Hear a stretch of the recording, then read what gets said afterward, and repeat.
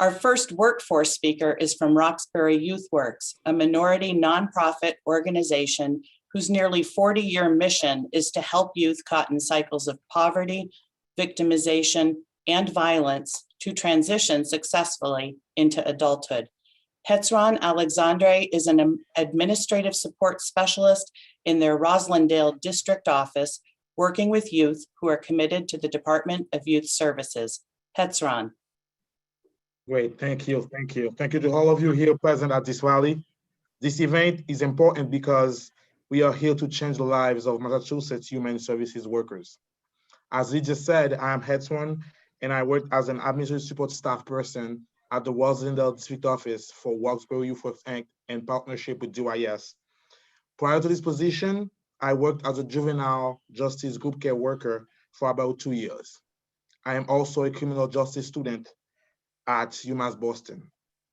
Today, we gather here to urge our legislators to support important bills, including Senate Bill 105 and House Bill 237, an act relative to fair pay for comparable work, and Senate Bill 120 and House Bill 266, an act establishing a loan repayment program for direct care human service workers.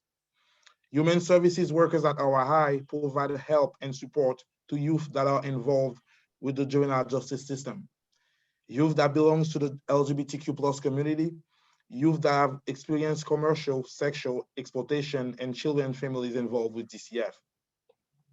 Last year was an unexpected transition for all of us. Human services workers were not working from home. We were still reporting to work through the pandemic, doing things like helping family find resources and helping youth adjust to the dramatic shift in learning, from being in the classroom to learning remotely in front of a computer screen. The human services sector and its workers remain driven to providing opportunity for the 1 in 10 Massachusetts residents who are receiving essential services, including at Roxbury Youthworks, the youth whom we provide the very best resources. As leaders and professionals in this field, human services workers are driven and devoted to offer the very best to all Massachusetts residents, including the next generation that we often work with at our high. It is our responsibility for our youth to have a fair chance and opportunity to be contributing and engaged members in our society. A big shout out to the youth who are joining us here today. I am a passionate human service worker. I worked directly for nearly 2 years with youth committed to DYS, and now I'm working to support them and staff at an administrative level. It is a desire of a second chance that drives me to report to work every day that I'm scheduled. I have seen by being with them how they are able to make changes in their education and find careers. While working as a direct care human services worker, I was doing the same job as state employees. We have the same stressful situation, same training, same level of education, yet we did not have the same pay as state workers. The pay for DYS was significantly higher, which seemed profoundly unfair. We even worked on the same buildings as our state colleagues and walked to the same halls, but the pay for doing our jobs was much different. I had to take a second job to keep up with my monthly expenses, like many others in the same position. On top of that, I am a full-time student at UMass Boston, graduating in exactly 2 weeks.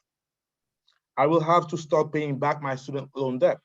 When I graduate, my debt will be about $20,500. I have estimated my own monthly payment will be about $470. This is in addition to several monthly expenses that I already have. The student loan repayment legislation will greatly benefit my colleagues and me as we are worried about the monthly expense of our debt. Student loan assistance, as well as fair pay for comparable work, will help me and many of my colleagues avoid taking a second job to make ends meet. I have many great memories of being a direct care worker. Even during COVID, I remember how hard it was for youth we work with to be quarantined, to adjust to remote learning, and to earn a passing grade.